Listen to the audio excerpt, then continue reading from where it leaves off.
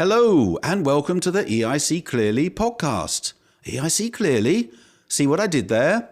This is the podcast that brings you in-depth discussions with energy, policy and thought leaders on the most critical issues, trends and innovations shaping the global energy supply chain. Hi everybody, it's Stuart Broadley here from the EIC and welcome to another EIC Clearly podcast. This is a very special EIC podcast because it's not often.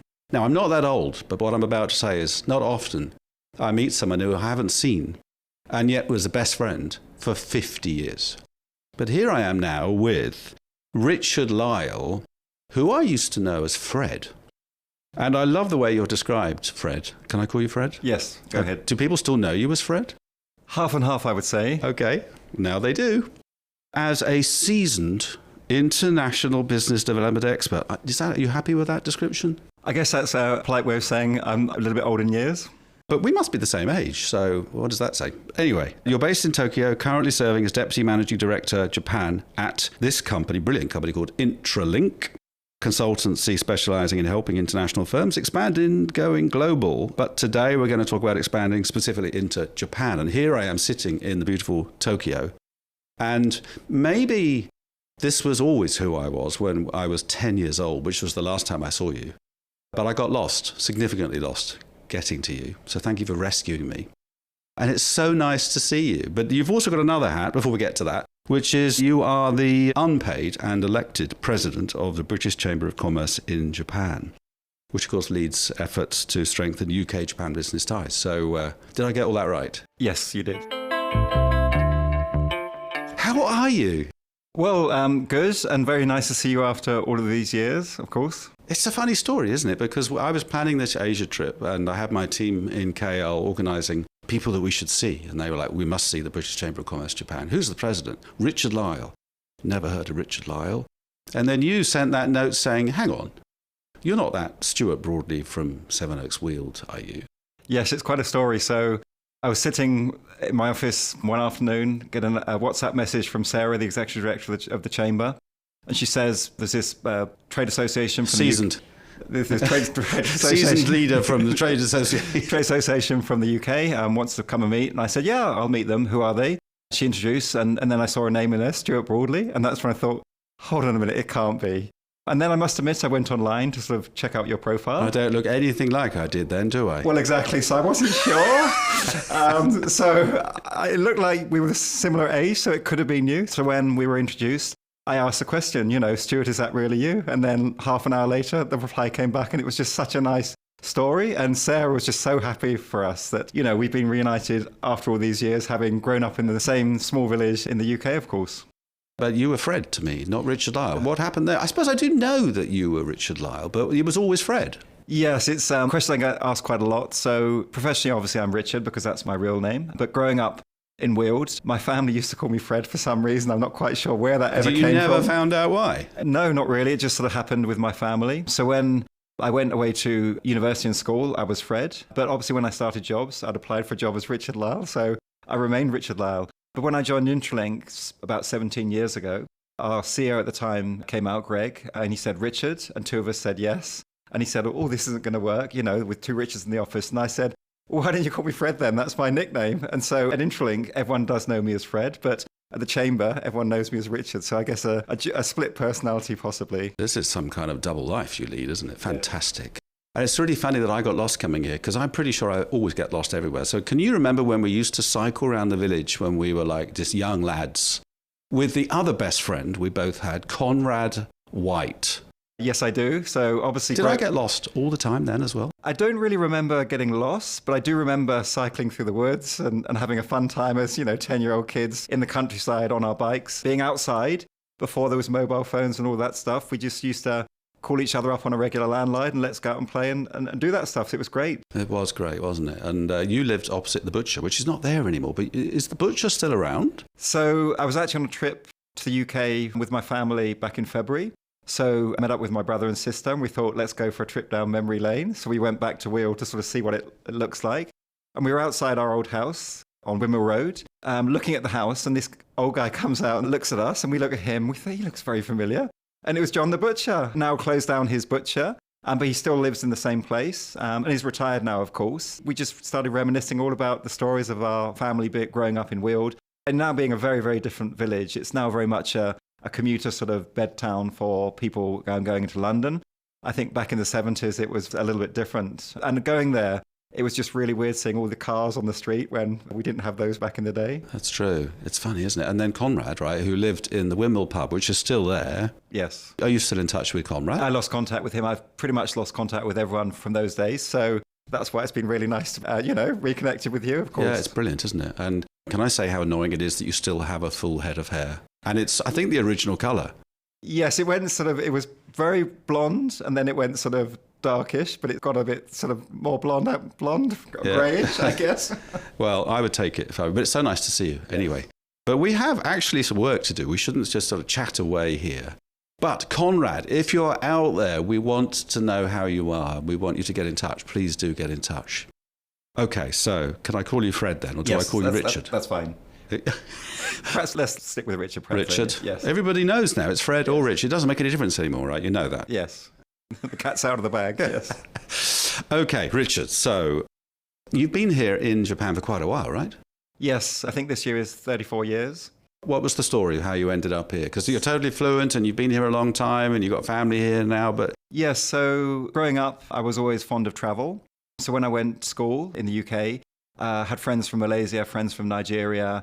As a family, we always used to go on holiday to Spain and places like that. So growing up, I was always used to looking overseas. I love geography.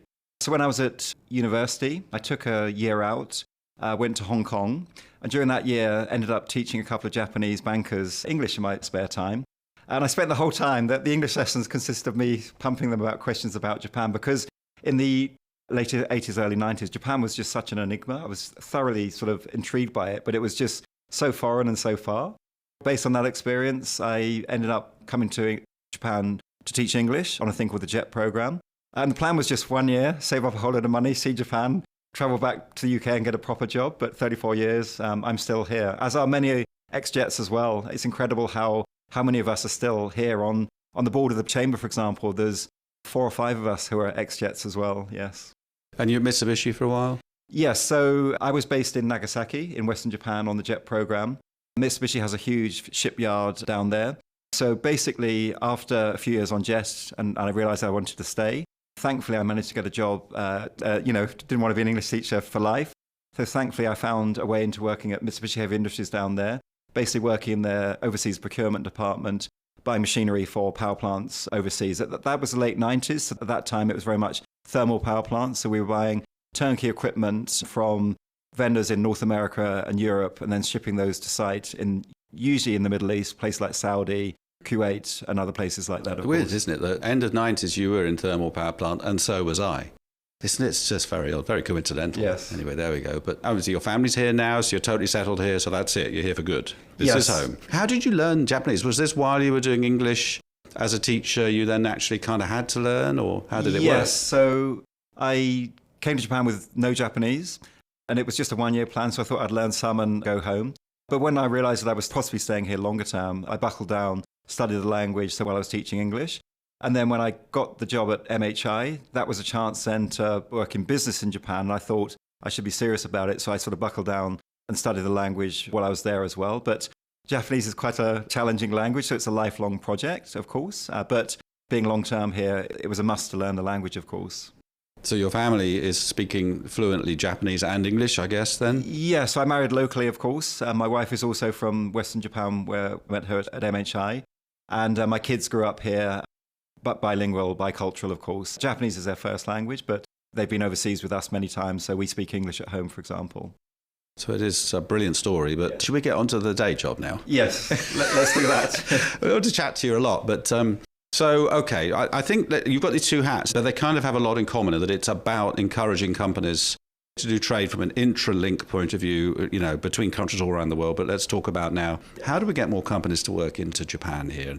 I know you were talking about, when we were sort of first meeting yesterday, that there are many, many, many companies that are registered to sort of get information about Japan, but hardly any actually working here. What was that stat again? I think this was a Chamber of Commerce stat you had. There's very few companies that have actually set up here. There's way more companies that trade with Japan. So I think the statistic is something like 10,000 companies actually trade with Japan. but there's only a few hundred that actually have fully fledged offices here. So most companies sell to Japan from a distance, and that can be direct to customers or through distributors or other partners, of course, locally. But there's a lot fewer companies set up here. And the Chamber, we're very keen to address that. And the British Embassy is also looking to address that at the moment. There's a campaign currently ongoing at the moment to encourage more British companies to come to the Japanese market, and we fully support that because Japan's an interesting market, a great market, can be great revenues and long-term revenues, but as we all know, it's a very challenging market with language and culture, and it's a long way from the UK, of course. And is it, can I say, closed as a market, or are the buyers of products and services here actively looking for innovation, or lower cost, or additional supply chain to sort of shake up their supply chain? So what are people here looking for? Yes, so no, it's not a closed market. But if you're looking to sell goods and services into the Japanese market, are already well serviced, it's going to be a challenge, of course. So they're not really looking for just a lower price or no, just an additional company to make up the numbers? No. So basically, to sell into Japan, you have to have something that's obviously special and unique, and that's where innovation does come in. When you're looking at the Japanese market, look at, is it being serviced or not by current companies within the Japanese market or not, or other foreign competitors here as well. So those are some of the things you need to look at when you're coming into the Japanese market. But if you've just got a bulk standard product that everyone else is making, no chance. But it's still a huge mature market, right? So it's been dropping down the rankings in terms of GDP, but it's still a first world economy with all sectors. And so there's all sorts of possibilities. That's where coming to the Japanese market, doing your homework is really important to understand if those are needs there and if those needs are being met or not. And if they're not, then that's a prime opportunity, of course. This is what your other hat, Intralink, does, of course. Yes. But there's a real history to this. This idea of trading houses goes back sort of after the Second World War, doesn't it? So you have to understand that to understand why Japan is still like it is today, right? Japan, after the war was looking to rebuild itself. So the charge was led by the trading companies, but not only the trading companies, but other companies such as the Toyotas of this world, of course. But basically, the trading companies, their role was really to go out to the world, source predominantly commodities and other goods to help the economic machine, to feed that economic machine. So traditionally, that was, oil and gas and other commodities and chemicals, or the raw materials for chemicals, to allow Japan Inc. rebuild itself after the war and come back very, very strongly. So they're incredible. Hundreds of thousands of people work in these trading companies in completely different divisions, dealing with different products, selling all manner of goods into Japan and increasingly globally, operating globally, investing overseas in companies, in new areas of innovation, taking part in projects overseas, increasing around energy and the energy transition, of course. So on the one hand, they're behemoths, but on the other hand, there are opportunities to work with them if you have interesting technologies available for them to incorporate into their future plans. Who are these sort of companies that we're talking about here, these trading houses? These companies like Marubeni and others, so who are they? The top five are Mitsubishi Corporation, Marubeni, Itochu, Mitsui, and Sumitomo. So they're the top five that everyone recognizes. And then under them are others such as Toyota Tsusho. They're very strongly linked into Toyota. And Sojitsu, they have strong energy and aerospace and defense sort of capabilities. So there's the top five. And then there's a huge swathe of other sort of more specialist trading companies. So in specific sectors, there are other trading companies that will have very sector-specific focused remits, of course. And they're still incredibly powerful today then, are they? Oh, yes. They're multi-billion-dollar operations with offices around the world. Most of those top five, I think, have offices in London, for example. And they're on the lookout for new technologies, new innovations, new business. So always looking for new opportunities.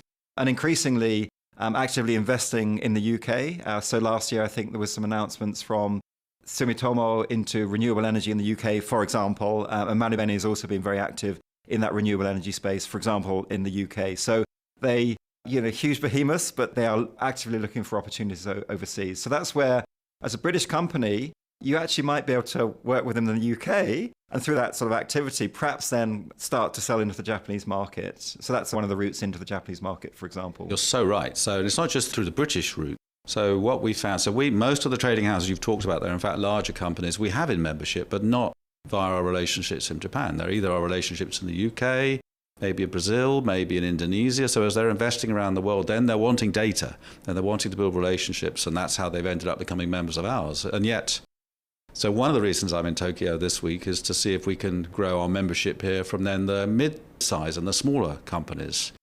And that's much harder, isn't it? Because these companies are typically sort of domestic only, loyal to working with the bigger trading houses and so on. And you don't see that particularly changing. These companies, surely they have to wake up at some point and say the Japan market's not big enough? Well, yes and no. It depends. And it depends what you call mid-size, right? So below the trading houses, if we're talking about energy, of course, here, so there are the huge, the MHIs and the KHIs of this world. So they, of course, operate internationally, as does companies like Mitsubishi Electric and others. So that top tier of companies, they're all operating globally. So similar to the trading houses, there are opportunities to work with them and increasing. They're looking in new areas of technology. They're basically, all of these companies, because of Japan's shrinking and aging population, they need to go overseas to survive, basically, because the domestic market is shrinking.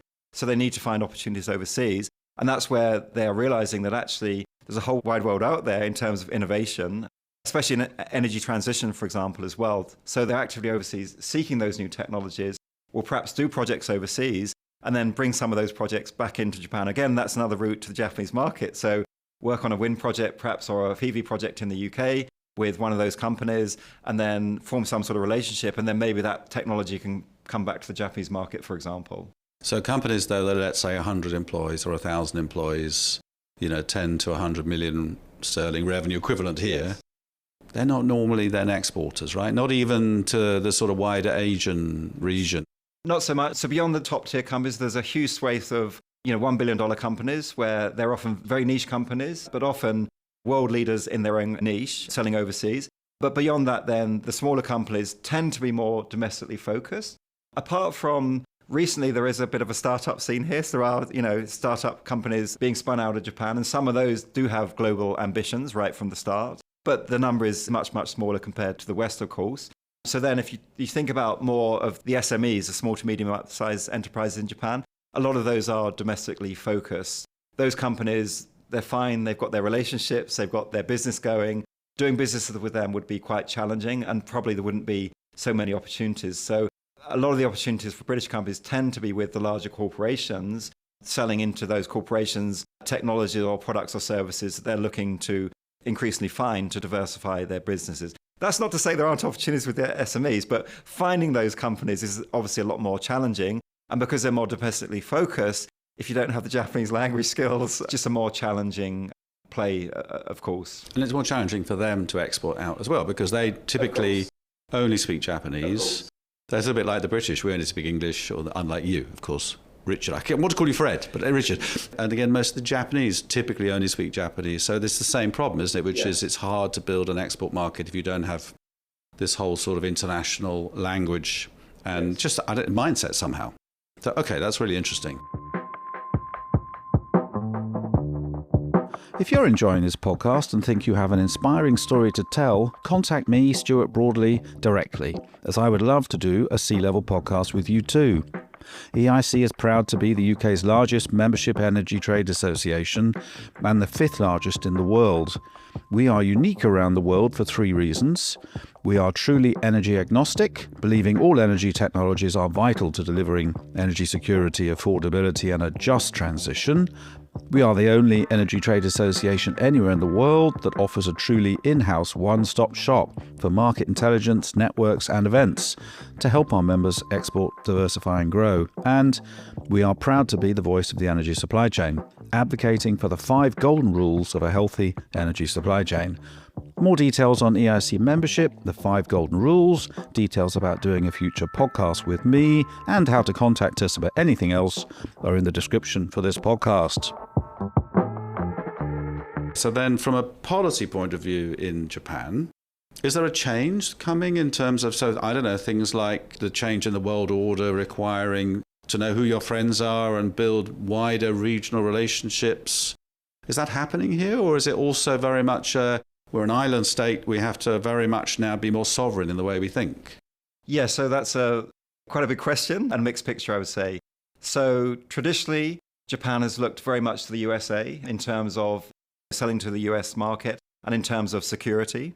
But with what's been happening the last few years, that's very much changed. So Japan is moving its focus increasingly towards the West, towards Europe, including the UK. So the UK-Japan relationship has definitely benefited from that. is in a very, very strong position. So the 30-odd years I've been here, I've never seen the UK-Japan relationship at such a strong stage. And a prime example of that is the GCAP program, where the future fighter jet is being developed by BAE Systems, MHI, and Leonardo in Italy. So that's a great example of where that relationship has moved away from the US and towards Europe, for example. So it's changing towards that on the one hand. On the other hand, Japan is looking to be much more self-reliant in certain sectors around semiconductors and energy and so forth. It will need help from overseas, but it's looking to try and consolidate what it's doing. So it's a balanced picture. I would say it's moving away from the US towards Europe, but also looking a little bit inward in some ways. Obviously, we talked before about companies that are open to innovation technology, but they're not looking for don't just give us an alternative that's the same technology but for a cheaper price, not interested. So from an energy point of view, which I've got my energy hat on now, are they also looking for brand new technologies to achieve net zero? Because net zero 2050 is a requirement here, but not legislation, right? It's like a goal. It's like a long-term goal, but it's not really bound into legislation here. So how serious, from what you're seeing as Japan, about achieving net zero, and what technologies is it developing? Because obviously we know after Fukushima, that terrible disaster 15 years ago, there are now slow steps towards getting the nuclear fleet going again. Some new nuclear projects talked about. But beyond that, that's not enough, is it? So then there's talk of offshore wind, but Japan suffers from deep water around most of its coastline, so it needs floating offshore wind, which is also economically not easy to justify right now. So where does it go for its net zero technology? Meanwhile, still a heavy user of coal, an importer of coal, mainly, I think, from Australia. And then it has clean coal as one of its technologies. So there's kind of lots in this question of net zero for Japan. What are you hearing? Japan is very serious about that. So it was declared, I think, 5 or 6 years ago that by 2050, Japan would be net zero. But it's not in legislation. It's a goal. Yes, but Japan is a responsible country. They want to play on the international stage. So they would take this very serious. If you go down to the corporate level, most Japanese large corporation websites, they've all signed up to the SDGs. And so they take this decarbonisation as very seriously. We know that obviously to do that, it's a very challenging thing. So a lot of Japanese companies have set 2030 goals and 2050 goals. 2030 is tomorrow in energy terms, it's just around the corner. So I think Japan is probably a little bit behind the curve there. But they do have grand plans to generate the hydrogen economy and use ammonia and large-scale things to actually solve some of those problems. Despite Fukushima 15 years ago, Japan renewables have increased here, but not by the amount that they have in other countries, for example. That seems slightly counterintuitive. I think it's probably because of the challenges you mentioned in terms of the deep shelf here for offshore wind, and then the lack of land in general for photovoltaics, for example, and solar. So that's where Japan is probably betting on bigger and different technologies, and the hydrogen and ammonia economy are part of that. And that's where the trading companies and others are actually looking to develop that whole infrastructure. So there's been projects with Kawasaki Heavy Industries to actually bring hydrogen from overseas, to store it here and then distribute it around the country. So grand plans. By 2030, things will be sort of kicking off, right, and starting. But I'm confident Japan, when they want to do something and put their heads down, they will do it. The prime example is the bullet train. They had the Tokyo Olympics in 1964. They were going to get the bullet train up and running by 64, the start of those Olympics. And they did, and they worked very hard to do it. So again, I'm quite confident that Japan will do that with the energy transition, but they do need to get their skates on. And I think that's the opportunity for British companies or companies from around the world to come in when they have interesting technologies to help with that energy transition. There are opportunities there. But as we know in energy, it's not just come in, meet a company and sign a deal the next day. Energy requires a lot of hard work and effort to get in place. So Japan's no different in that respect.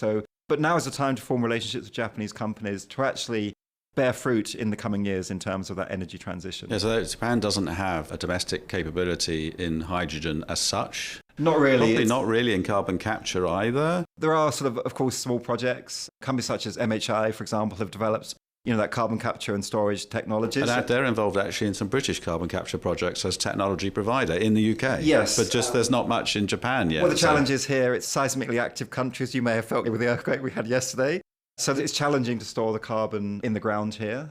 There was a project off of Hokkaido in the north of Japan a few years ago, but it's just a small pilot. So again, grander plans are, if they're bringing hydrogen from overseas, Could those ships be filled with carbon and taken perhaps overseas for storage somewhere else? Those are just ideas at this stage. Japan has always had to be, because of its lack of resources, has always had to find creative ways of doing things. I think it'll be the same with hydrogen and carbon capture and storage. Those things are coming to Japan. They are definitely coming like the rest of the world. And with what's going on in North America at the moment, Japan is very long-term. That's just a short-term gap there. Japan is very serious about that energy transition. So that's where I think the opportunity does lie, because they're currently looking for those technologies now to help with that. Japan also has a vulnerability around security. What I mean by that is that it's an island nation. It doesn't have interconnectors, so it's a heavy importer of all sorts of commodities and LNG and coal. And I guess it must feel, living here, like everybody knows that that's a vulnerability. And so there's huge stores of oil, of fertilizers, or, all sorts of the commodities that you need to sort of counter that. But what do you see is likely to happen in this world where it feels like we're getting less and less safe, sadly?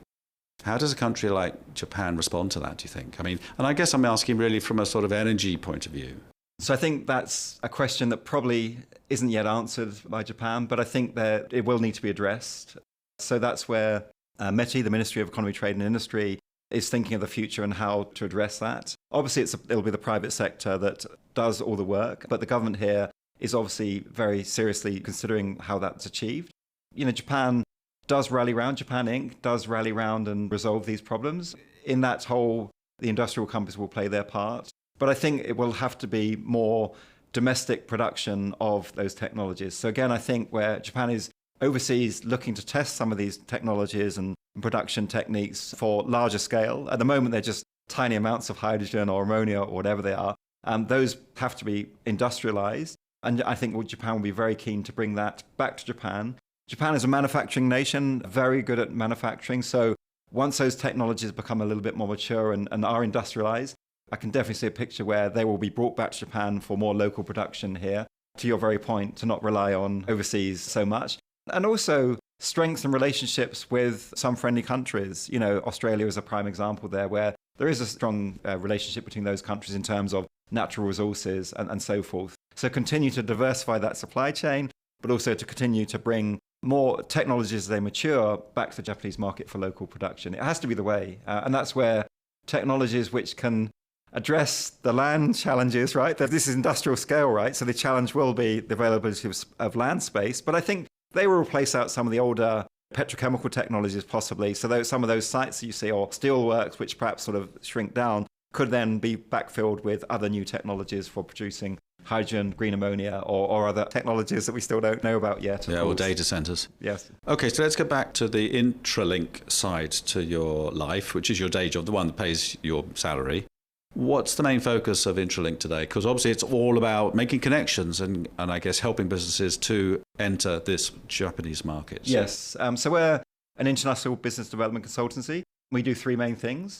We help scale-ups and SMEs to go global, helping them to go to other markets, predominantly in the deep tech sector. We also help Asian corporates to source innovation overseas. So that's currently a lot of Japanese corporations sourcing innovation overseas, but increasingly Korean as well. And then we help governments around trade and investment. And again, that tends to be in deep tech. Deep tech for us is healthcare, the energy transition, decarbonization, and digitalization. So technologies such as quantum, autonomous, cyber, and those sort of areas. And increasingly, actually, defense was a word that you couldn't really mention in Japan even till 5 years ago. But the landscape has changed with what's going on geopolitics. Japan is stepping up to play on the world stage, and so is looking to increase its sort of defense capabilities here in the Japanese market as well. So again, that's another opportunity that we're seeing in the market. It's the same in Germany, but it's another country that 5 years ago didn't really talk about military or defense, and now, they're building up the defense because they have to, in that case, of course, against Russia. Are you an energy business looking to revisit your strategy? Did you know EIC's Consult team helped 50 businesses last year? How? We helped them with their strategic investment decisions using EIC's award-winning market intelligence and data to provide them with tailored, pragmatic BD strategies, presentations, and reports. It works. Our data and insights have helped customers to confirm their decisions to export, diversify, and grow. Contact us now to learn more about EIC Consult and begin your own journey to smarter decisions. Details in the description below. just on, you mentioned Korea. So there's some sort of language similarity between Korean and Japanese, I understand. And would you say now the best friend to Japan is South Korea? Probably not best. So which are the top three countries that Japan is closest to in trading and in sort of cultural terms then? So of course, yes, in the region. So trade-wise, Japan does a huge amount of trade with Korea, of course, in things like food and drink and other areas as well. And still does a lot of trade with China as well, of course, because they're in the region, and increasingly with Southeast Asia. So in terms of trade, there's very strong linkages, even in areas like semiconductors and batteries and other areas like that, for example. Politically, that's a different story as well. But actually recently, with what's going on in China, Japan is becoming much closer to Korea on the back of what's happened in China. So alliances and friends do change as the world changes. So the work of Intralink then, if let's say here I am as CEO of EIC and I want to set up an office here, you'd be like, oh, good luck with that, would you? Or how would you help me do it? If we're talking about our inbound business, so that's helping scale-ups and SMEs come into the Japanese market, which is still a big chunk of our business here. What is the alternative? You can do it yourself. You can research stuff on the internet. You can contact Japanese companies. You can meet them. Which isn't easy because I don't speak the language. Well, exactly right. So and they don't really speak English. Exactly. So what we offer is a local resource in Japan. We've been here 30 years. So if you start a project with us, tomorrow we can get you in front of the top 10 companies that you want to deal business with and meet and understand the needs and really understand what that business opportunity looks like. And importantly, go and close deals for you to then give you revenues to then think about setting up here in Japan longer term. So we're bringing companies into the Japanese market, understanding what it needs to take to get those deals, going out and closing some deals to get revenues to then justify hiring maybe a local team for a longer term solution in the Japanese market.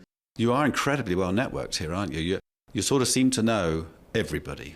If you were to ask, have we met, all the major energy companies? Yes, we have. But not just the companies. You know all the people in all the departments. Incredible. Yes. So we've been around for 30 years.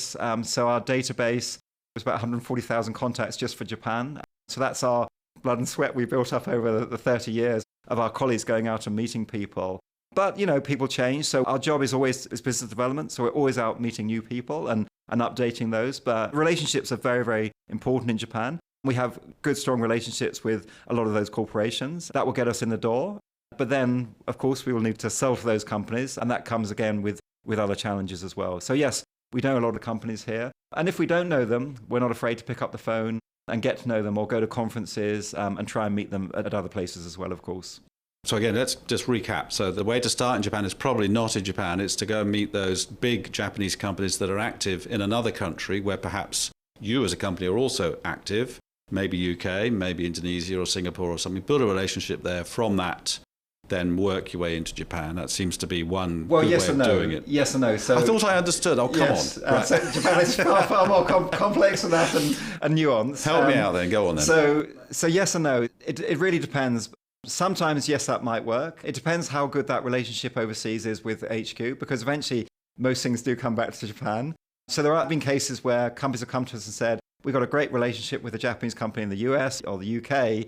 We just can't seem to get any traction with Japan. There are cases of that, but there are cases where those relationships have come back to Japan. So it's a mixed picture, I would say. So it's one route. But I think, especially in technology often has a time limit on it. So being first to market is usually the way you will often win in technology. So that's where a lot of the companies we work with actually, to wait around and try and deal with the Japanese companies in Europe, that might take too long and be too late. So it's a parallel stream. Yes, it's parallel. Use the relationships, yes. But also perhaps with a company like yours, yes. Get working here exactly. now. Okay, so then do you think I should be hiring people here, or can I fly in and out? What does it take to really make progress as quickly as possible here? And what are the big pitfalls? Yes, so Japan still is very much a face-to-face type of place to do business. So it's quite traditional, is it? I mean, Some of the meetings I've had this week have been really senior. Actually, I'm going to say all men and all quite serious type styles of meetings. So it feels like quite traditional. Is that fair? Yes, so Japan's business is built very much on relationships here. So relationships need to be built face-to-face. You can't do that stuff over Teams. You can exchange information on Teams, but to build a relationship, you really need to be in person. So that's where having a presence in the Japanese market is really, really critical for that. You can try and do it on a plane, but you'll be on a plane, once a month, twice a month, and that's unsustainable, right? Because And that's where we come in because we're local and we can be in front of companies day in, day out. So you do that first couple of years while companies are building up the courage to invest here properly. Yes. So being in the market is really important to form those relationships.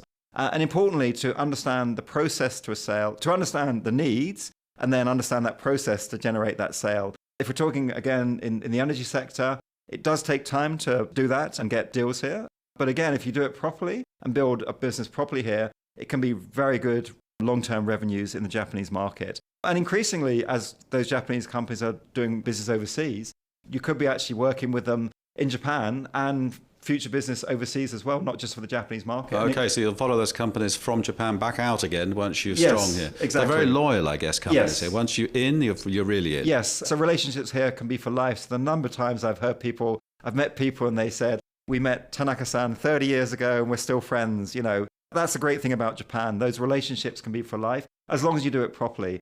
If you screw things up here... The etiquette is critical here, isn't it? If you screw things up here, then they're like elephants, they'll remember for everything. So get it right. Well, my experience is I think most people are like that. I know I'm like that. Sorry, but I am. But also I think they're very social. Once they get to like you, then it's very social, isn't it? It really becomes friendship, not just business. Yes, absolutely. So Japan is a great place to do business because it's focused on relationships, and relationships are people to people. We hear about AI these days. AI can do certain parts of jobs, but at the end of the day, a business deal is one person dealing with another person to agree on that they're going to do something bigger and better together, especially in innovation and technology. That's people are taking risks on things, and that's where humans are still very much in the picture there to look at those technologies, build those relationships. And as you said, let's enjoy the relationship. We build the relationship, but let's enjoy it. Go out for a few drinks, play golf or whatever it is, of course. Yeah. I think everybody I've spoken to here, they really like being here. They really appreciate what they have here. But it's hard to break in. They would say it took us a while to get in. And the language, culture, and also just that sense of it takes a while to adjust in lots of ways. Did you find that? So 30 years ago when you came in here? Yes. So I remember the first 6 months I was here, it was intense. The language. See, I heard that you lived in a tent, but that's not what you meant, is it? Intense. Sorry, is hearing going? Do you remember that when I was 10 years old? Terrible humour. Nothing's changed. Yes. Yeah. It is. So Japan, it's bizarre. The 33 years I've been here, some things haven't changed. Of course, some things have changed. But the UK has changed massively in those 30 years when I compare the two countries. But actually, what I love about Japan is it respects traditions. It respects taking the long-term view. And that's why, again, doing business here is very fulfilling because if you can crack a deal with a Japanese company, that can be a lifelong sort of relationship that you can have for future business. So it's great. So the breaking in is quite challenging. And that's where you've got to really think about who are your targets, right? What do you have to offer them? And are you offering them something that's going to move the needle or not, right? Because if it's not going to move the needle, it'll probably be quite challenging. But often in large corporations, it's challenging to know who to speak to and how to speak to them, right? Again, that's what's really important when meeting Japanese companies, really understand who's across the table from you because they might say no to what you're offering, but actually it might be a no from them, not the company, because just you're talking to the wrong person in that company. Yeah, so if I think about it, right, so the technology is critical. Bring something new, bring some innovation. And actually in energy terms, right, so floating offshore wind is new, hydrogen, carbon capture are new. Okay, very strong in nuclear here, so there's not a lot of opportunity in nuclear. UK, you would say, has Rolls-Royce SMRs, but maybe they don't need SMRs here right now. They're still going to go large-scale nuclear, I would assume, at least initially. But there's some technologies there where you think there's opportunities in all of those. Okay. And then it comes down to trade. And so they are a trading nation at the larger scale companies. So whether it's working in a country outside Japan than in, or into Japan, perhaps with Intralink to help get in here, it sounds like this is a good time, right, to consider Japan as one of the markets to invest in. Would you say that? Or because you're a global organization now, would you say Japan remains one of the hardest places to work in if you've not worked here before? It's still a huge opportunity. And when I look at our business, we still have a lot of projects here in the Japanese market. But it's an opportunity you have to get right. And that's where local expertise and knowledge is really critical for that. Otherwise, you can waste a lot of time here and a lot of effort and money chasing the wrong opportunities and so forth. So that's where the local knowledge is really critical to find the right opportunities and try and fast track those opportunities, of course. So yes, Japan is open for business, but again, it's in certain areas.